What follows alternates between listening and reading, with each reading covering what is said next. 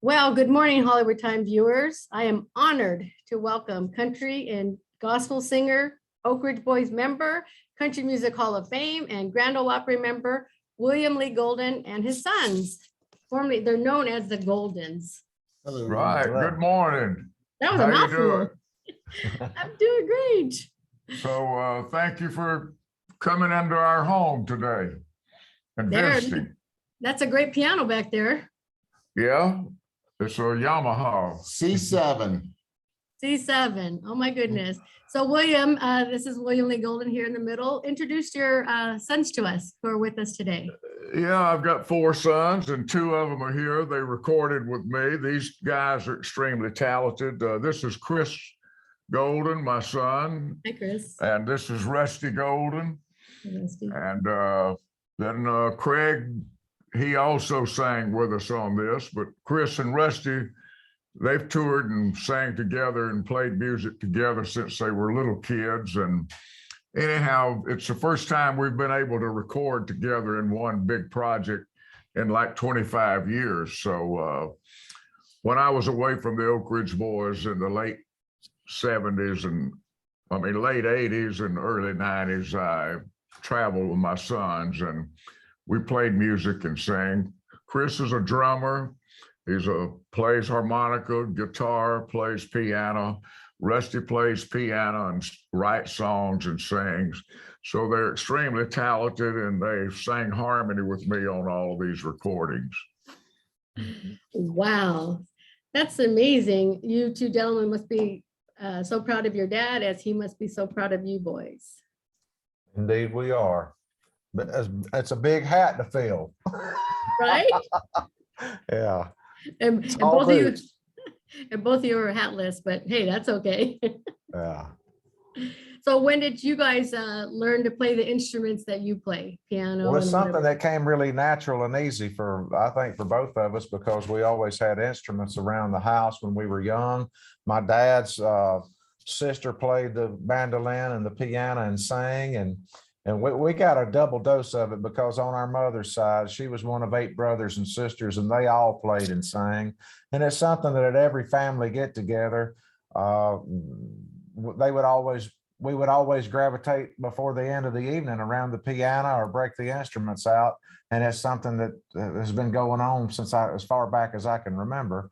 And the same thing happens with us now at some of our family get together. So anyway, I don't know. I think my deal's gone. There it I is. can hear you. Yeah. Okay. I'm sorry. I wasn't hearing Oh, it's myself okay. though. Okay. Anyway, so it's something that came pretty natural and easy for the both of us. We've been doing it a long time, and Rusty's the one that started out doing it. He started out playing drums, and looked like he was having fun, and something looked like something I wanted to do too. And then Rusty saw Elton John, and he moved over to the piano, and later on I started playing the piano too. So it's something that it came pretty natural and easy for us, I think, because we had it on both sides, you know. And I also read on these albums that you've done, there's 3 of them. William, you've also had your grandkids too? Yeah, we had 3 of my grandkids sang on these albums. My 2 granddaughters, Elizabeth and Rebecca, and then Elijah, my grandson. He's at Brown University in college, but he also sang 2 or 3 songs on 3 songs on this album. He sang the old R&B song, Stand By Me. Oh, yeah. You remember that song? Yes. He slayed that song. He did a great job of it. Then Elijah also sang Elvira, and then he sang with Chris on Bobby Sue. So we did a couple of Oak Ridge Boys songs while I was recording all of this. They sang those songs without me, so that was fun to listen to their takes on Oak Ridge Boys classic hit records. Wow. Because I understand you're going to be releasing like a 3-volume set on March 25th. Now, your first album is Country Roads, Vintage Country Classics with 10 songs. So the second one is Southern Accents, Pop and Country Rock with 9 songs. And then the latest one, Old Country Church Gospel with 12 songs. How do you Yeah. find the songs? Who chooses the songs? You have amazing songs that you pick. Oh, they just do me justice. I love them all. Yeah, well, what we did is I went back to my childhood, and these old songs are songs that I learned when I was a little kid to play and sing. And then we wanted to sing songs that these guys heard as kids growing up singing, you know. Chris, he sang Tom Petty's Southern Accent, and he also sang the Eagles' Peaceful, Easy Feeling. And Rusty sang Bob Seger's Hollywood Nights and John Denver's Country Roads and songs like that they brought songs that inspired them as kids growing up to be playing music and singing music. So that's what we did in a pandemic. We got together as a family and a band, and we started playing and singing music. I had to turn the television off and get away from all the hate and negative coming out of television. Felt like it was poisoning our home here with negative hate. And I turned TV off and got away from it for 6 months. And I didn't want to see television because it was too much hate, everybody hating everybody, and too much negative. And anyhow, I had to submerge myself back into music, where I found healing power personally, and healing mentally, emotionally, physically, and spiritual healing. So that's what I wanted to share that with my sons during this time. Their mother was at a time in her life that she was suffering from pancreatic cancer, and it was the last few months of her life that we were getting together doing pre-recording rehearsals at home and singing some of these old songs. And some of them were inspired during what we were feeling during that time period. And it still touches us today as we sing these songs that we recorded during that time period. Anyhow, we found mental, emotional, physical, and spiritual healing through the music here to get through these certainly losses in life that we've shared. And it's a loss that you never get over, but sometimes we'll have to heal our spirits the best way we can. And that's what this music has brought to us. And we found healing in the music, and we just want to share it with the people and hope that someone else can feel some of the touch of the music that we felt when we were recording. Well, I lost my mother in 1994, and I'm going to cry, and I still miss her. And I just lost my dad in January, and he's I'm so 93 years sorry. old. And it's just, I can't wait to hear your Old Country Church, because I want to play one of those songs for his funeral, because he just loved I grew up in country music because of my dad, and I was looking forward to Well, it. And, There's quite a few thank on you. that album. yeah, there's several on that album that Cool. we recorded one on there called If I Could Hear My Mother Pray Again. yeah. And it's songs like that that we found comfort in during this pandemic in a time of loss. Yeah, thank you so much for those kind of songs, because, even if someone's not into country, you listen to this music and your voices, it's going to change them. It's going to change. These albums are going to sell millions and millions because your music is so touching. It really is. Thank you. I hope you're right. I know it. I mean, I just listened to your dad said that you did I Peaceful, appreciate Easy it. Feeling. We I all just heard do. that this morning, and it just made me cry. You Thank boys have you. amazing. I'll call you boys because I have boys and they're older, and I call them boys, and your Yeah. voices are amazing. Thank That you was very my much. mom's passcode on her computer. My boys. Yeah. See, way to go, Mom. We Yeah. and condolences for your loss. That's- I thank know you. what it's like to lose a parent like that. So. Thank you. Oh, well, we'll get back to it. I also read that Come and Dine, which is on your new Old Country Church Gospel, that has surpassed 1 million social media views. I mean, congratulations. See, Yeah. that must mean a lot to you, right? It's all about social It media does, now. you know. We released it last fall. It's now over 1,300,000 views on Facebook. Wow. So it's quite an honor. It used to take a for whole people year to to- get that many people. Yeah, for people to Right? accept our music, you know, and so it's gratifying when other people seem to connect with it and relate to it like we do. Yes. So what is your social media, how my viewers can get these amazing albums that are coming out and coming out? Yeah, well, we got, you know, we're on social media, Facebook, Instagram and Twitter. And, but we have a presence there as a group and individually, we all have a presence on social media. Great. So William Lane Golden and the Goldens, do you have Yeah. a website for yourself too? Yeah. There's we have that, there's, and I mean, on Instagram, they try, which, you know, every one of them wants you to get as short as you can. And Yeah. so, on Instagram, it's WLG and the Goldens. And, anyway. I don't know what it is on Twitter, to be honest with you. I don't think there is one. I know Dad's got one. Yeah, I got a Twitter and an Instagram and a Facebook presence. So William, did you ever think you would see this social media like we are today? It's just something else, isn't it? It's all a new world, you know. I mean, I was late getting to the game, to be honest. I've owned computers since 81, 82 when they first started coming out. Yeah.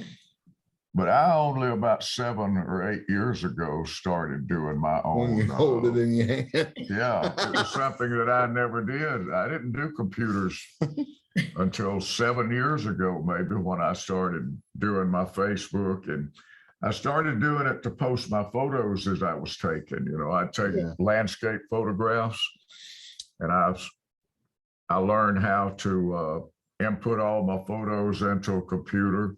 Then I learned how to share those photos on social media. And so I'm still learning, you know, you never get too old to learn. And my dad always said that, you know, you never get too old to learn, you never get too old to build muscles. So you got to stay active in life. So that's what we're doing. We're trying to keep ourselves activated in a positive way.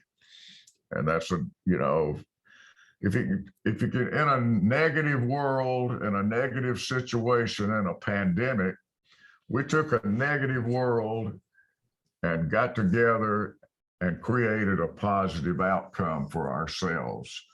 You know, you couldn't sit around and worry about everybody that hates everybody. We had to get together, bring together what love brought us together. Sing songs about love, had enough about hate.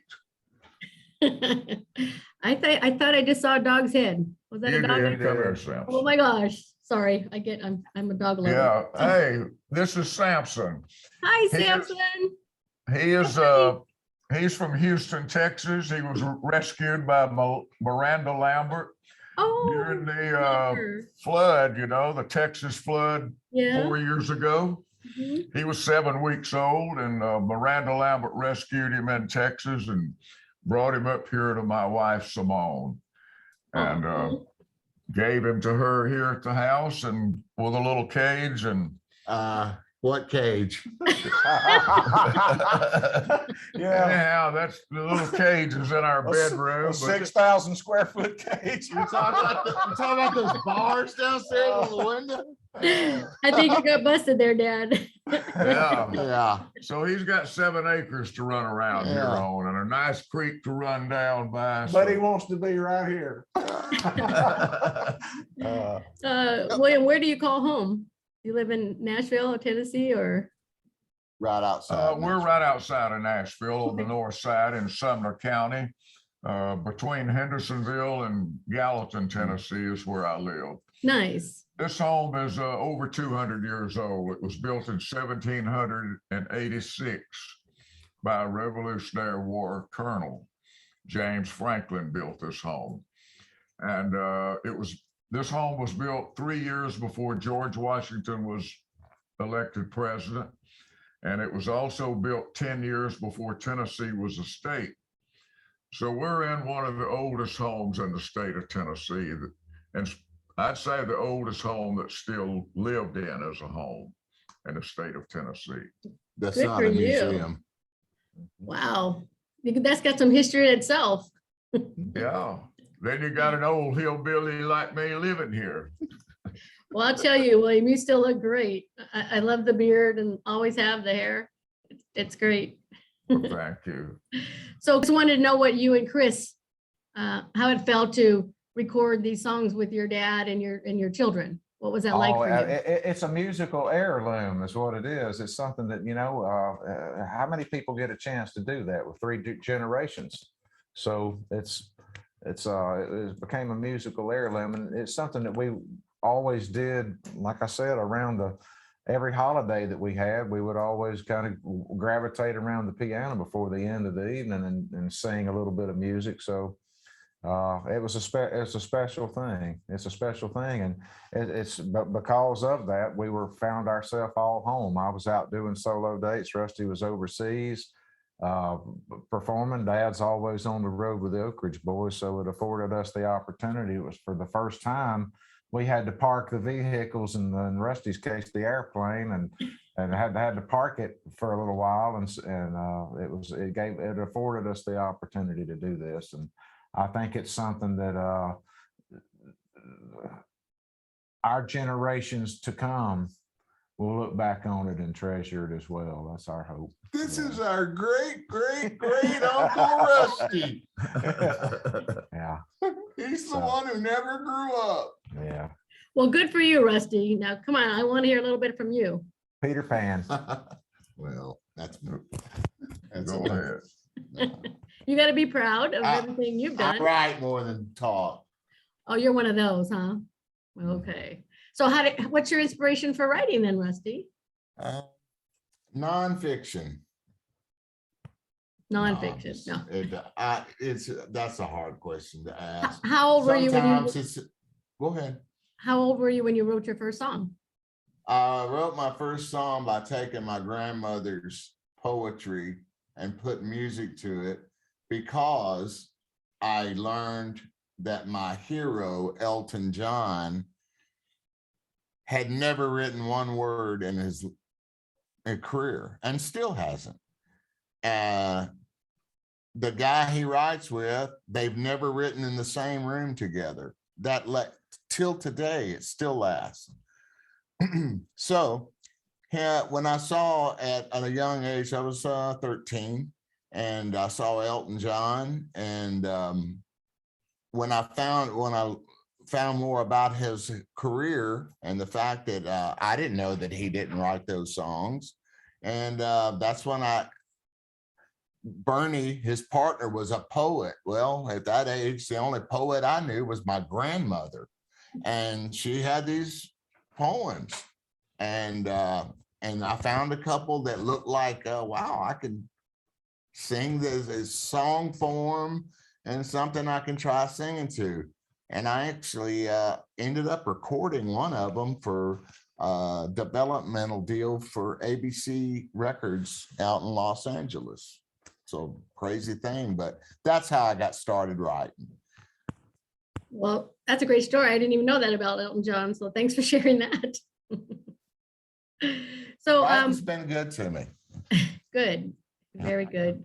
Congratulations. So are you guys on tour? Going to be touring? What's coming up? Yeah, we're playing here in Nashville next week at 3rd and Lindsley. It's a nice club here.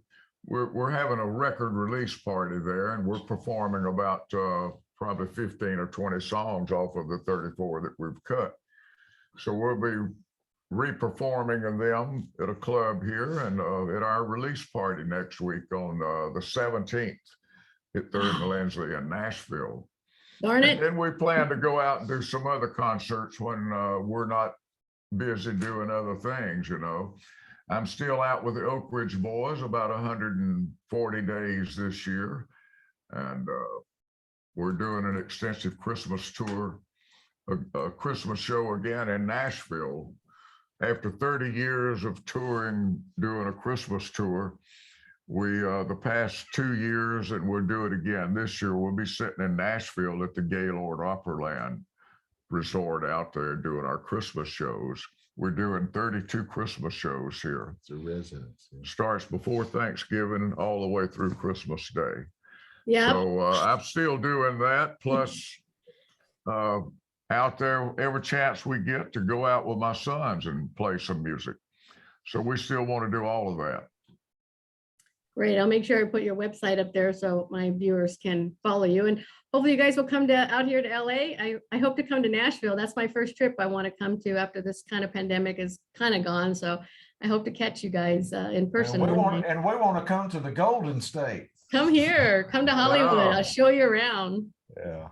Great. We Well, love if you it come to there. Nashville, come visit us. We've been I- coming there for years. I remember, we've been to we used to play at the old Palomino Club there in Oh my North Hollywood. goodness. Yeah. Lankershim. Yeah, Yes. on Lankershim Boulevard.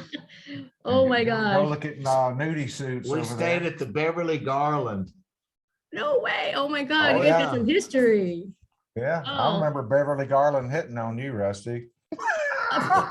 Let's Hey, not I talk don't blame about her. these Roy We Orbison. can't talk about that.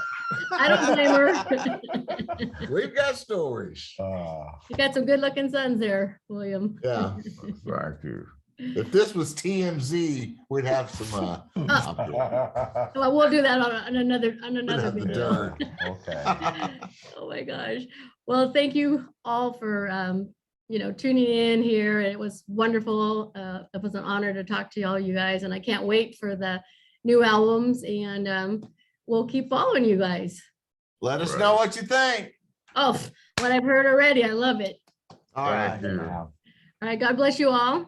And Same you here. guys have a wonderful party coming up next week. All Thank you. Thank you. right, take care now. Bye-bye, California. Yeehaw, bye-bye. Thank you, guys. Thank you so much. We say